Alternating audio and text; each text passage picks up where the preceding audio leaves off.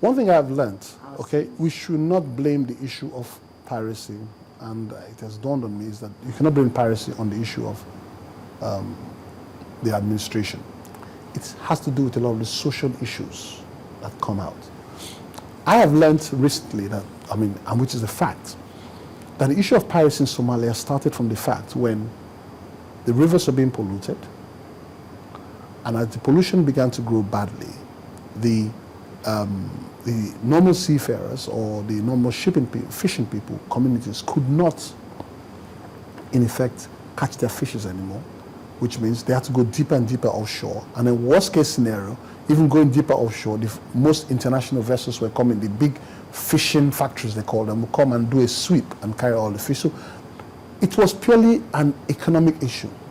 And it was by virtue of that that these people began to go into piracy. Same thing we face in Nigeria. People are screaming that there's a problem in the Niger Delta and whatever. The problem in the Niger Delta does not start with, people didn't wake up and say they were going to piracy.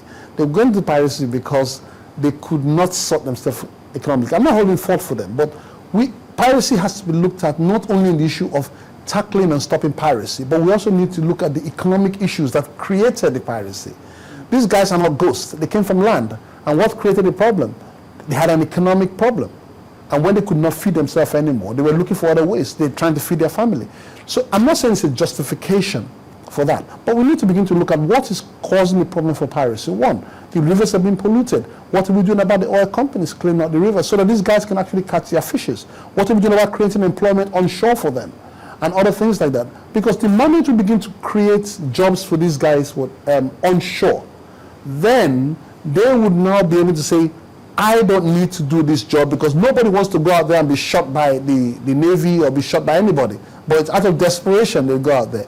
So the issue of piracy has been is a major concern, and we need to change our mindsets as Nigerians to say, how do we work on these people? Then we can begin to look at the issue of enforcement. Well, there's a program called the Seafarers Development Program, which is quite commendable by the Maritime Administration. And those are one of the key areas which we can use to fight piracy, per se. The reason why is that these guys are natural seamen. Many of these people are natural seamen.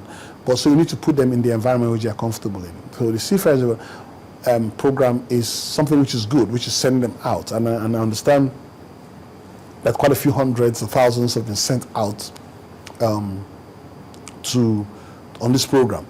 But again, we fall back to the issue. You see, even they finish, they still have to come back for a job. So government has to now begin to develop an indigenous fleet.